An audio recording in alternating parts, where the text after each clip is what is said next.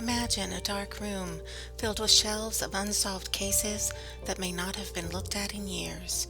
Now imagine taking those cases off the shelf and bringing them into the light. The goal of this channel is to shed some new light on those dark cold cases on a state-by-state basis. Thus, welcome to Dark Cold State. I am your host, Dawn, and I plan to bring some light to these cases in hopes of providing new tips, leads, or attention that will bring a resolution to remaining family members.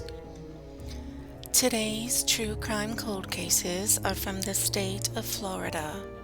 Our first cold case is the death of Maranese Ray Ross. Maranese Ross was a Black or African American female who was 31 years old at the time of her death. Maranese Ross was shot and killed instantly on the evening of March 27, 2009.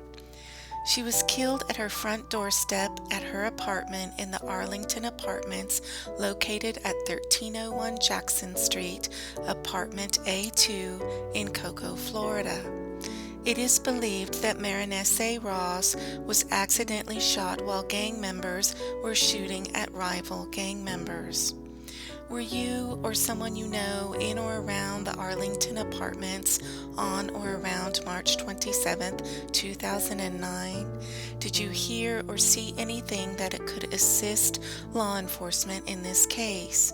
If you can provide any information regarding this case, please contact the Cocoa Police Department at 321-637-6309 or the Central Florida Crime Line at 1-800-423-8477 and reference case number 2009-2093. Callers can remain anonymous and could be eligible for a cash reward in this case. Our next cold case is the case of Doris Regina Chavers. Doris Regina Chavers was 32 years old when she was last seen alive at her mother's home in Sanford, Florida in August of 1989. A year later, on August 1st, 1990, she was officially reported missing to the Seminole County Sheriff's Office. On August 19, 1991, two fishermen found skeletal remains in a heavily wooded area near the 400 block of Enterprise Osteen Road in Osteen, Florida. At that time, identification was not possible due to the condition of the remains and the fact that DNA testing was not as advanced as it is today. In September of 1991, an autopsy determined the skeletal remains were of a young female who was approximately 30 to 40 years of age that had died of violent trauma, and the Jane Doe's death was ruled a homicide. In August of 2018, a DNA sample was obtained from the biological daughter of Doris Chavers and sent to UNTCHI.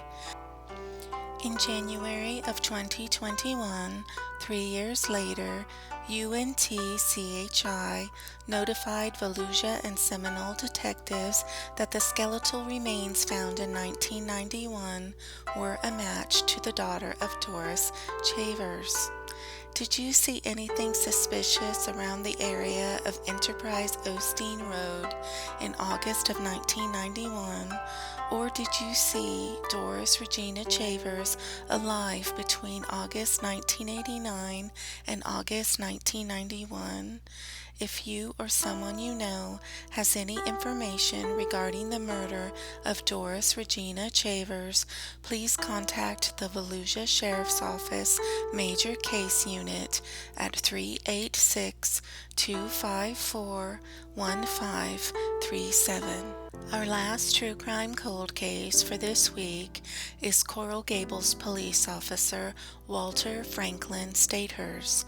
Walter Franklin Stathers was a 44-year-old white or Caucasian male who was a police officer with the Coral Gables Police. Officer Stathers was on routine parole in the early morning hours of December 19, 1967, when he came in contact with a young black or African American male. During this confrontation, Officer Stathers was shot and killed at a home on Alhambra Circle in Coral Gables, Florida.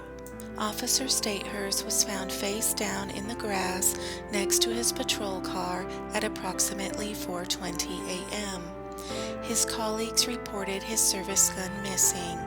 The gun is recorded as a .357 Colt Trooper with the serial number of 920686.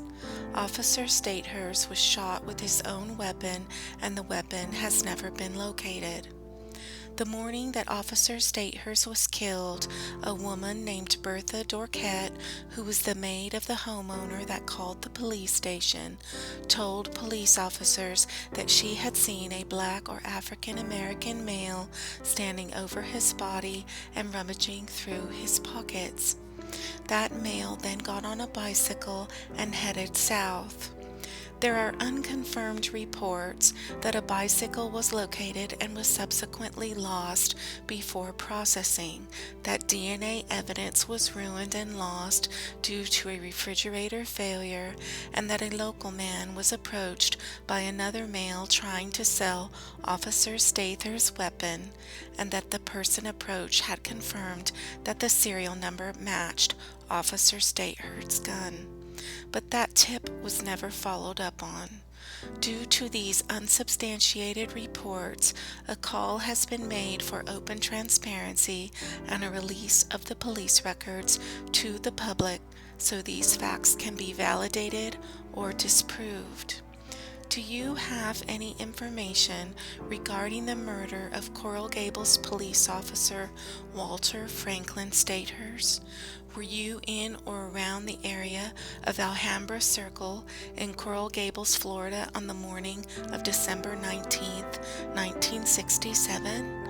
If you or someone you know has any information regarding the murder of Officer Walter Franklin Stathers, please call the Coral Gables Police Department at 305-442-1600.